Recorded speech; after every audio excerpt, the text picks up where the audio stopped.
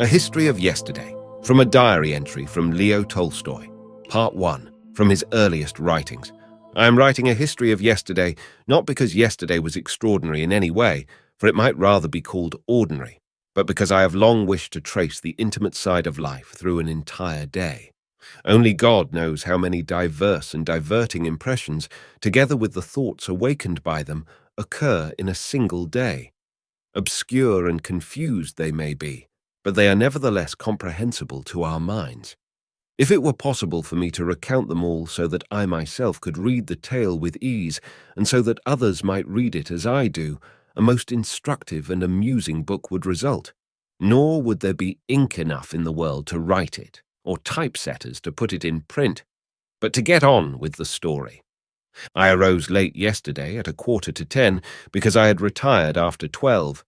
I have long since made a rule never to retire after 12, yet this happens to me at least 3 times a week. But there are circumstances in which I consider this rather a fault than a crime. These circumstances are of various kinds. Yesterday they were as follows. Here I must apologize for going back to the day before yesterday. But then, novelists write whole stories about their heroes' forebears. I was playing cards, not at all from a passion for the game, as it might seem, no more indeed from a passion for the game than one who dances the poker does so from a passion for promenading. Rousseau, among other things which he proposed, and no one has accepted, suggested the playing of cup and ball in society in order to keep the hands occupied. But that is scarcely enough. In society, the head too should be occupied, or at the very least should be so employed as to allow silence equally with conversation. Such an employment has been invented: cards. People of the older generation complain that nowadays there is no conversation. I do not know how people were in the old days. It seems to me that people have always been the same, but conversation there can never be. As an employment, conversation is the stupidest of inventions. It is not from a deficiency of intelligence, but from egotism that conversation fails. Everyone wishes to talk about himself or about that which interests him. However, if one speaks and another listens, the result is not a conversation, but a lecture. And if 2 people come together who are interested in the same thing, then a third person is enough to spoil the whole business. He interferes. You must try to give him a share too, and your conversation has gone to the devil. There are also conversations between people who are interested in the same thing, and where no one disturbs them, but such cases are even worse. Each speaks of the same thing from his own viewpoint, transposing everything to his own key and measuring everything with his own yardstick.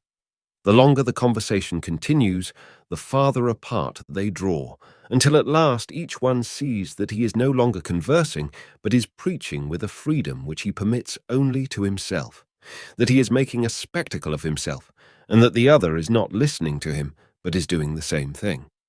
Have you ever rolled eggs during Holy Week? You start off 2 identical eggs with the same stick, but with their little ends on opposite sides.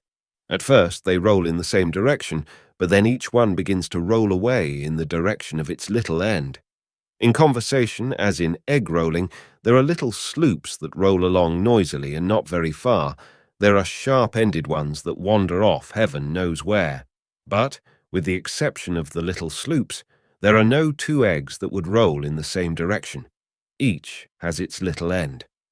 I am not speaking now of those conversations which are carried on simply because it would be improper not to say something, just as it would be improper to appear without a necktie. One person thinks, "You know quite well that I have no real interest in what I am saying, but it is necessary." And the other, talk away, poor soul. I know it is necessary." This is not conversation, but the same thing as a swallowtail coat, a calling card and gloves, a matter of decorum, and that is why I say that cards are an excellent invention. In the course of the game, one may chat, gratify one's ego, and make witty remarks. Furthermore, one is not obliged to keep to the same subject, as one is in that society where there is only conversation. One must reserve the last intellectual cartridge for the final round, when one is taking his leave. Then is the time to explode your whole supply, like a racehorse approaching the finish line. Otherwise, one appears pale and insipid.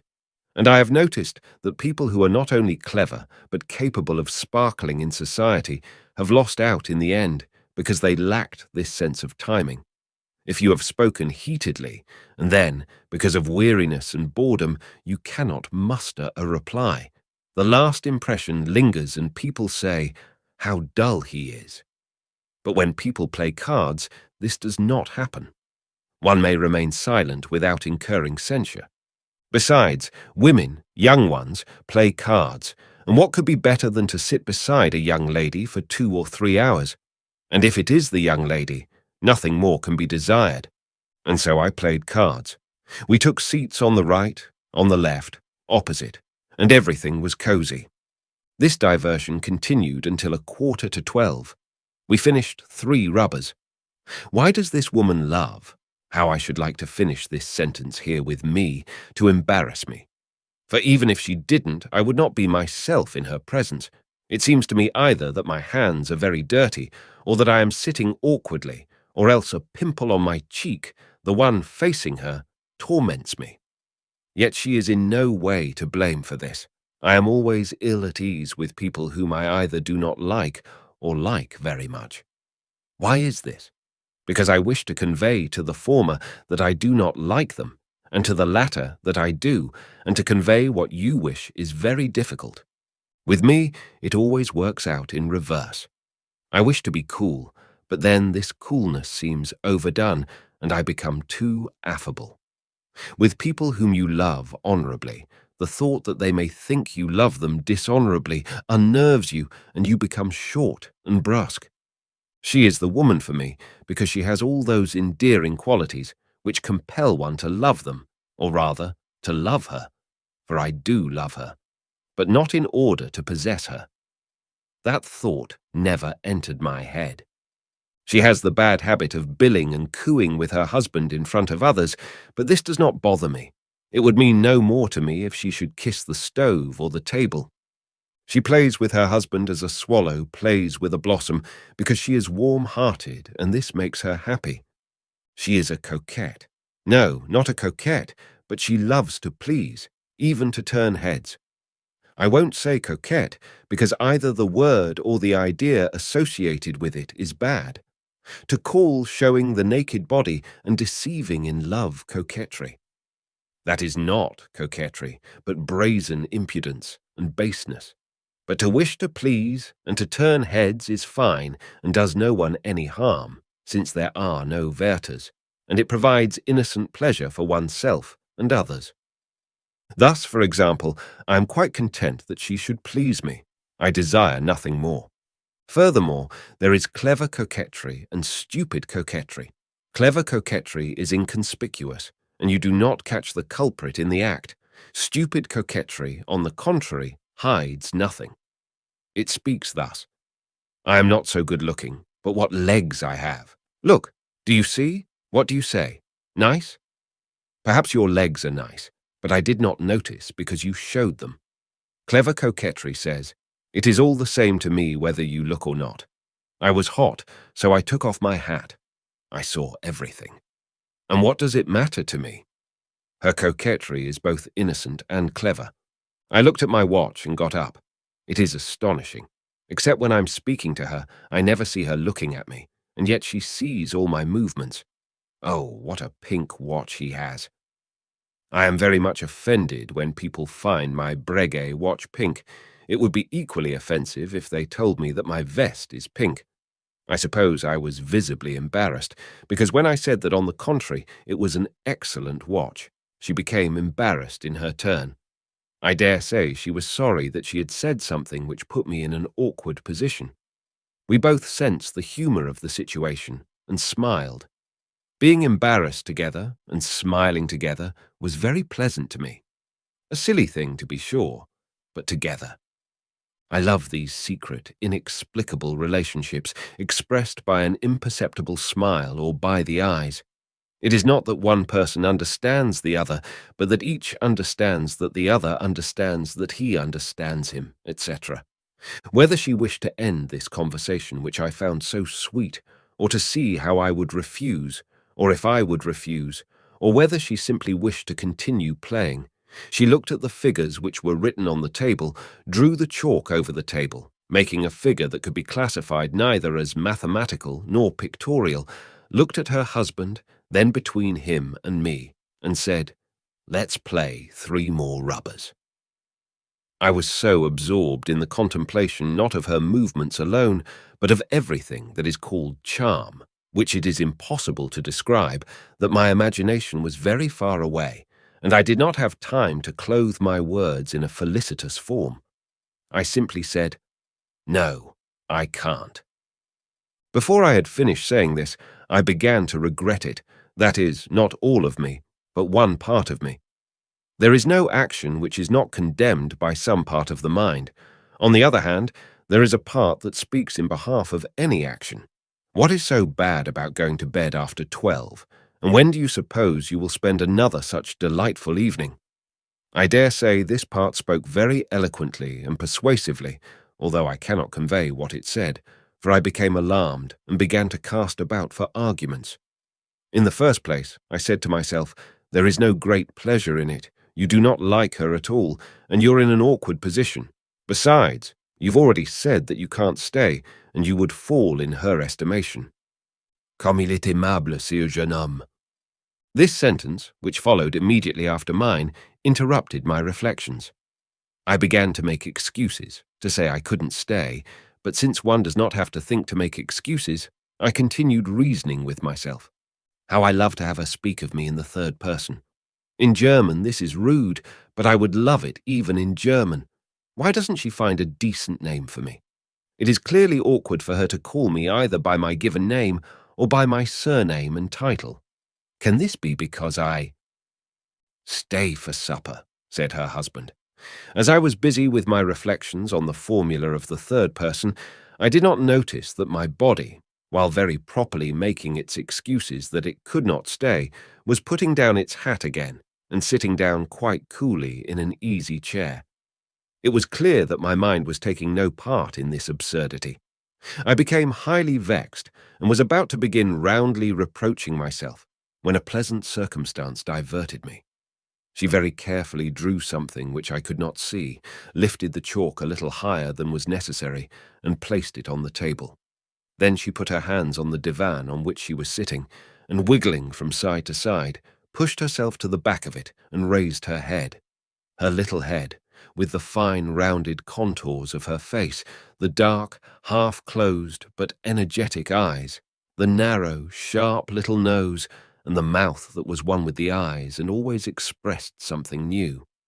At this moment, who could say what it expressed? There was pensiveness and mockery and pain, and a desire to keep from laughing, dignity and capriciousness, and intelligence and stupidity and passion and apathy and much more. After waiting for a moment, her husband went out, I suppose to order the supper. To be left alone with her is always frightening and oppressive to me. As I follow with my eyes whoever is leaving, it is as painful to me as the fifth figure of the quadrille. I see my partner going over to the other side, and I must remain alone. I am sure it was not so painful for Napoleon to see the Saxons crossing over to the enemy at Waterloo as it was for me in my early youth to watch this cruel manoeuvre. The stratagem that I employ in the quadrille I employed also in this case. I acted as though I did not notice that I was alone. And now, even the conversation which had begun before his exit came to an end. I repeated the last words that I had said, adding only, "And that's how it is." She repeated hers, adding, "Yes." But at the same time, another, inaudible conversation began. She— "I know why you repeat what you have already said. It is awkward for you to be alone, and you see that it is awkward for me. So in order to seem occupied, you begin to talk. I thank you very much for this attention, but perhaps one could say something a little bit more intelligent." That is true. Your observation is correct, but I don't know why you feel awkward. Is it possible that you think that when you are alone, I will begin to say things that will be distasteful to you? To prove that I am ready to sacrifice my own pleasures for your sake, however agreeable our present conversation is to me, I am going to speak aloud. Or else, You begin. She. Well, go on. I was just opening my mouth to say something that would allow me to think of one thing while saying something else, when she began a conversation aloud, which apparently could continue for a long while. In such a situation, the most interesting questions are neglected because the conversation continues. Having each said a sentence, we fell silent, tried once more to speak, and again fell silent. The conversation. No, it is impossible to talk. Since I see that this is awkward for you, it would be better if your husband were to return. She. Aloud.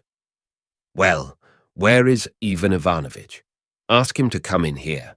If anyone does not believe that there are such secret conversations, that should convince him. I am very glad that we are now alone, I continued, speaking silently. I have already mentioned to you that you often offend me by your lack of confidence. If my foot accidentally touches yours, you immediately hasten to apologize and do not give me time to do so, while I, having realized that it was actually your foot, was just about to apologize myself. I cannot keep up with you, and you think me indelicate. Her husband came in. We sat for a while, had supper, and chatted. At about 12:30 I went home.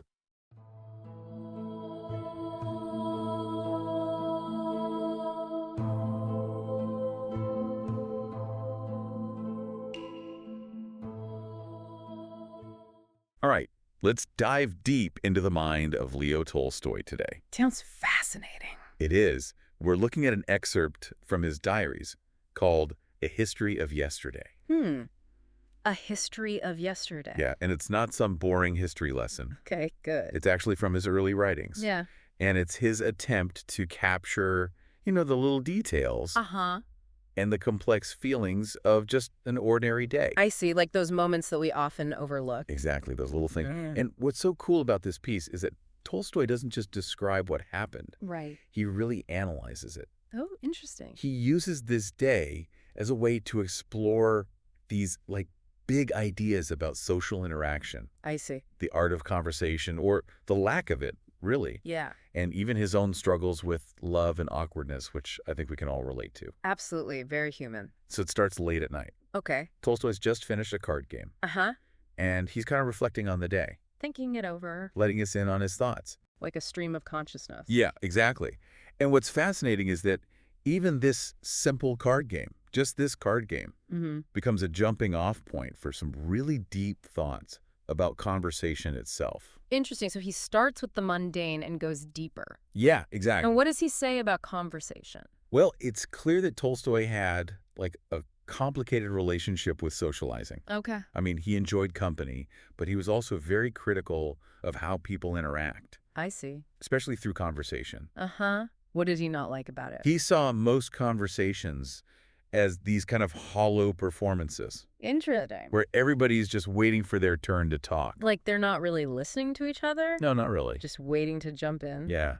He actually compares conversations to lectures in disguise. Wow, that's a powerful image. Isn't it? Yeah. Where everyone is more focused on broadcasting their own thoughts than actually listening. Makes you think, doesn't it? Yeah, and he's basically saying, have you ever noticed how much people just love to hear themselves talk? Oh, absolutely. I mean, who hasn't been in a conversation where it feels like you're talking past each other? So true, like you're on different wavelengths. Totally. So is that all he says about conversations, or is there more? Oh, there's more. He takes it a step further with this brilliant analogy. Okay, I'm intrigued. He compares conversations to rolling eggs. Rolling eggs. Okay, now I'm really curious. He says that everyone starts off rolling their egg in the same direction, Yeah. but then their own perspective, what he calls their little end, takes over. Little end. What does he mean by that? It's like our own biases, our own way of seeing things. I see. And because of that, the eggs veer off in their own directions. That's a great analogy. It is, right? Yeah, so he's basically saying our own perspectives and egos can really derail genuine communication. Exactly.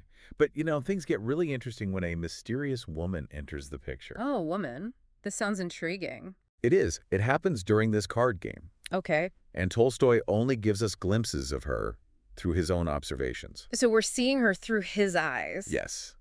And it's this fascinating mix of admiration and desire, but also self-doubt. So he's clearly drawn to her, Oh, absolutely. but also unsure of himself. Yeah. We never learn her name, but she becomes this, like, central figure in his history. A mysterious muse. Yes, exactly. And how does he describe his feelings towards her? Well, it's like she throws him off balance. Okay. He's totally captivated by her, but also terrified of making a fool of himself. I can relate to that. Right. Yeah. He even describes feeling physically awkward around her, like worrying about his dirty hands or a pimple. Wow, that's so relatable, even coming from someone like Tolstoy. It is, right? It's Yeah. so human. Yeah. So he admires her, but is also intimidated by her presence. It seems that way. It's like he's drawn to her, but also afraid to express his feelings too openly. Maybe he fears rejection. Maybe. Or maybe he feels it would be dishonorable.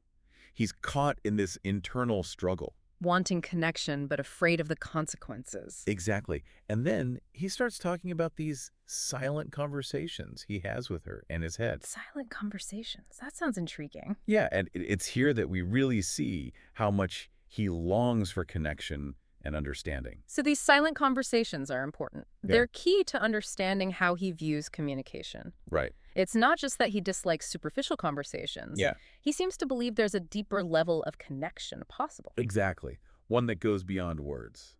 So these imagined dialogues, they're like his way of exploring that. Yes, his desire for genuine understanding, a true meeting of the minds. Without all the social niceties. Exactly. It's like he believed that real understanding can happen without words. On a different level. Yes, totally. He even says, I love these secret, inexplicable relationships expressed by an imperceptible smile or by the eyes. Wow, that's beautiful.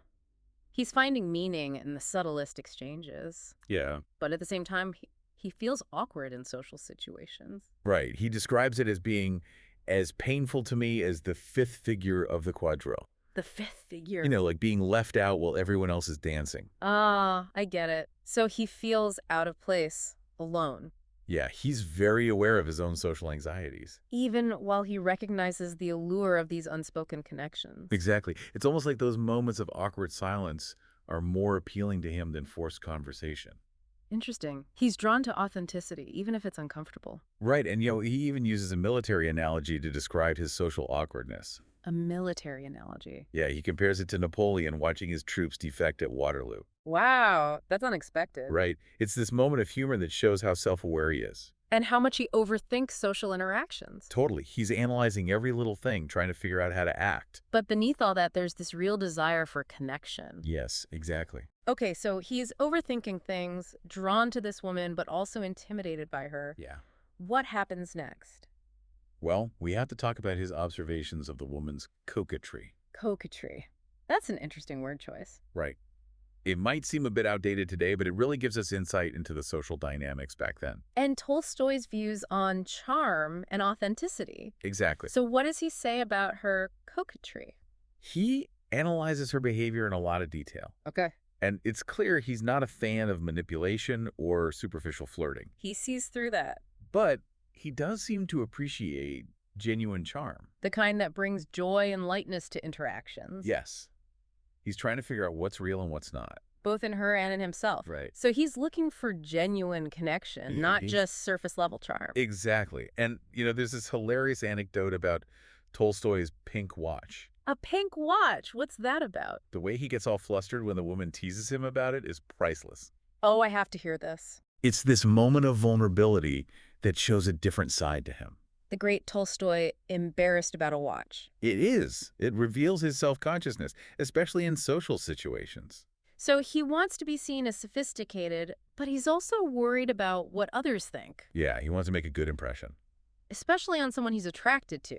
Right. So what happens with the pink watch? It's like he's caught between wanting to be admired and being terrified of judgment. Makes sense. And then there's this moment where both he and the woman end up feeling embarrassed. Oh, how does that happen? It creates this fleeting connection through their mutual awkwardness. So they bond over their shared embarrassment. Exactly. It's like they drop the pretense and connect on a human level. That's sweet. And despite all this inner turmoil, it's the moments of unspoken communication with her that seem to captivate him the most. The silent conversations. Yeah.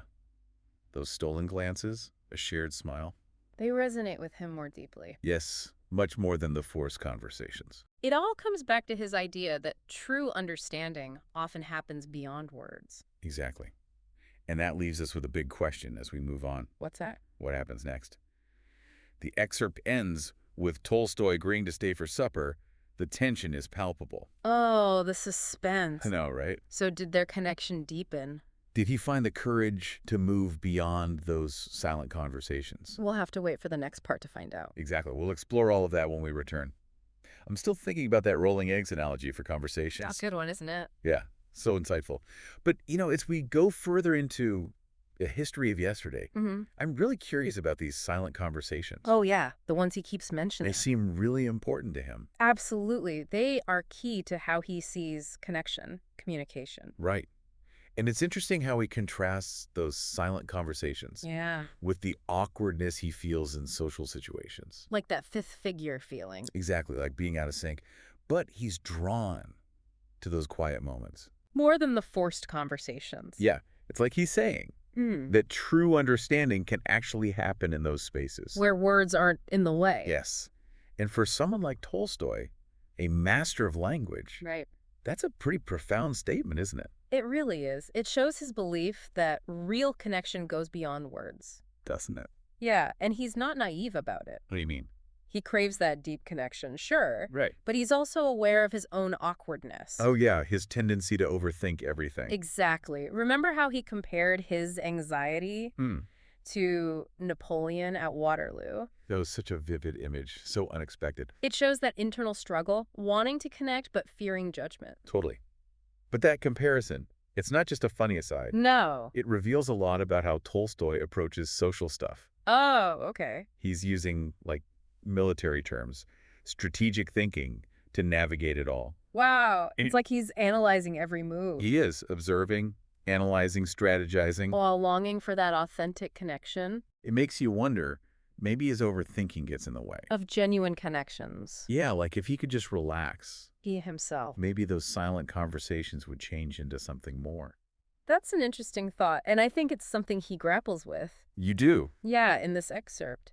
He's aware of his overanalyzing, Right, right. but he also seems to get that sometimes the best connections happen when we let go of control. Okay, I see what you mean. And this tension between his intellectual side and wanting genuine connection, it comes out in how he describes Oh, how he described. the woman's coquetry. Right, that word. He's not just calling her flirtatious. No. He's trying to see what's authentic, what's an act. In her and in himself, too. Right. And I think it's worth pointing out, What's that? he's not putting her on a pedestal. Oh, you mean He sees her flaws, her tendency to maybe even with her husband. play the coquette. Yeah. But he can see past that to her genuine warmth, kindness. It shows he sees people as complex, not just simple characters. Exactly. He's not looking for perfection. But for that realness. Yes.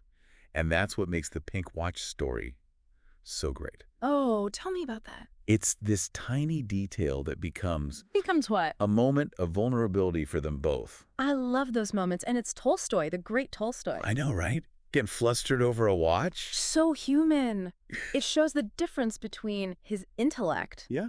and his real anxieties. He wants to seem sophisticated, but he's self-conscious too. Especially around someone he likes. It's so relatable. And what I love is that moment, it connects them.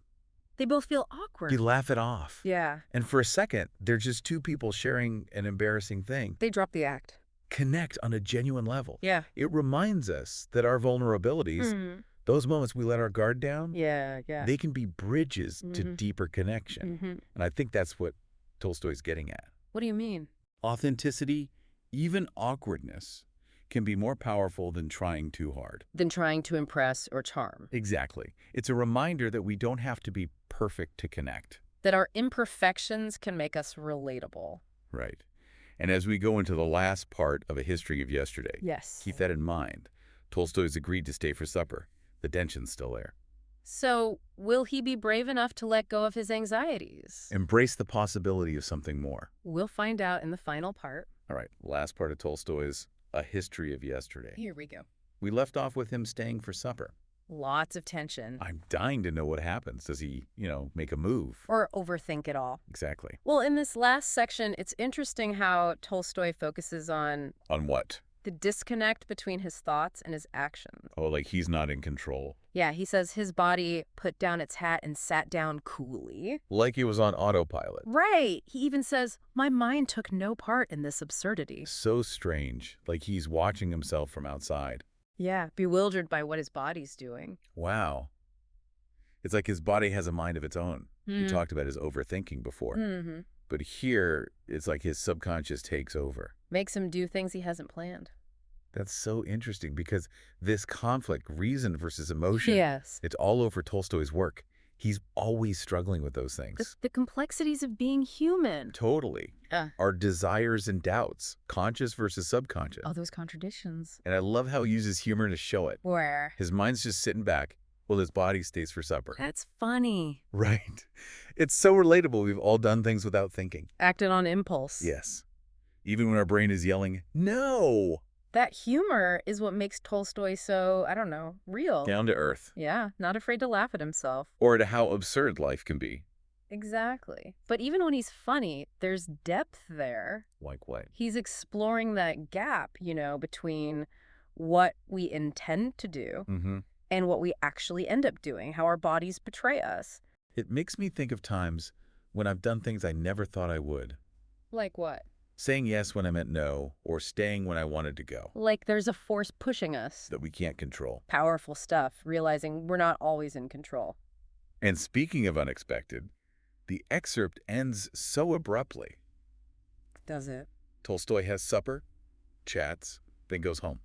No big declaration of love, no kiss, nothing. Just like that. We're left with all these questions hanging. Unresolved tension. Yes! I think he did that on purpose. Tolstoy's not trying to give us all the answers. Oh, I see. He lets us imagine what happens next. Did they ever express their feelings? Did that connection become something more? It's up to us to decide. To fill in the blanks. It's like he's asking us to keep that silent conversation going. Engage with the story. Exactly. Maybe that's the beauty of his writing. He doesn't tell us everything. He makes us think. Yes. And the important thing is, he did what he set out to do. What's that? To show us that intimate side of life through a normal day. How even ordinary things can be meaningful. Yes, if we really pay attention. He also reminds us that connection can take many forms. Not just big gestures. Sometimes it's glances, smiles. Things that speak louder than words. Exactly. And sometimes awkward silences, those unspoken moments. Could be the most powerful. Absolutely. That's what makes this whole deep dive into a history of yesterday so great.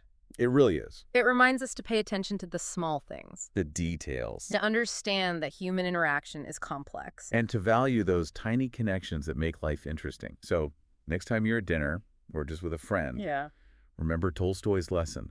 Look closer, listen more closely. You might discover something new. A hidden meaning in the everyday. You might even find yourself in a silent conversation. Communicating on a whole other level. And that brings our deep dive into A History of Yesterday to a close. Thanks for joining us. We hope you enjoyed exploring Tolstoy's mind with us. We'll be back soon with another fascinating look at ideas and insights. See you then.